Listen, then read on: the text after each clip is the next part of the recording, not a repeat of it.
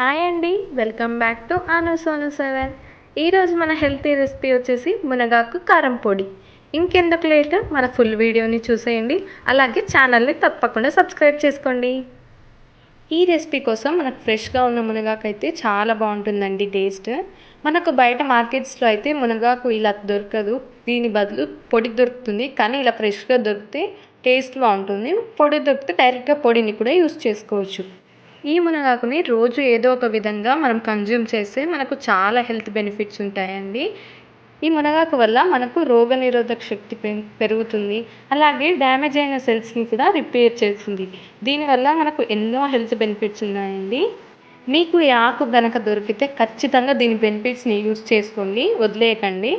మనకు మునగాకు ఆకులుగా కోయడం వీలు కాదు కాబట్టి కొమ్మలుగా కోసేసి నైట్ అంతా పేపర్లో చుట్టి పక్కన పెడితే మార్నింగ్ లేచేసరికి చక్కగా ఆకులన్నీ రాలిపోతాయండి. అప్పుడు వీడియోలో చూపిస్తున్నట్టు చక్కగా ఇలా ఆకులే ఉంటాయి.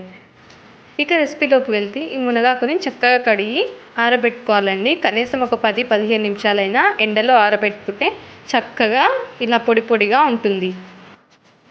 నెక్స్ట్ స్టవ్ మీద ఒక ప్యాన్ పెట్టి ఇందులోకి మనం ముందుగానే ఎండలో ఆరబెట్టిన మునగాకు ఉంటుంది కదండి, అది వేసి రోస్ట్ చేసుకోవాలి. మీకు ప్యాన్లో ఎంత పెడితే అంత వేసి హై ఫ్లేమ్ మీద ఒక 5 మినిట్స్ రోస్ట్ చేసుకోవాలి.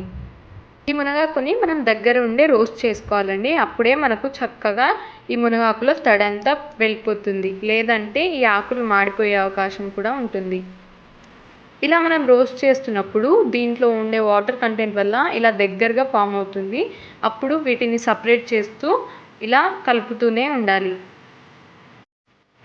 ఈ మునగాకులో ఉండే పచ్చివాసన అంతా పోయే వరకు వేయించుకోవాలండి. మనం వేసిన క్వాంటిటీకి సగం క్వాంటిటీ వచ్చేస్తుంది.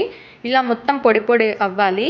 ఇలా చేతితో నలుపుని చూస్తుంటే మనకు ఇలా పొడి పొడిగా ఫామ్ అవ్వాలి. ఇప్పటి వరకు మనం మునగాకుని పొడి చేసుకుంటే చాలు. ఇప్పుడు స్టవ్ ఆఫ్ చేసి దీన్ని వేరే ఒక ప్లేట్లోకి తీసుకొని చల్లారబెట్టుకుందాం. ఇప్పుడు అదే ప్యాన్లోకి కొద్దిగంత ఆయిల్,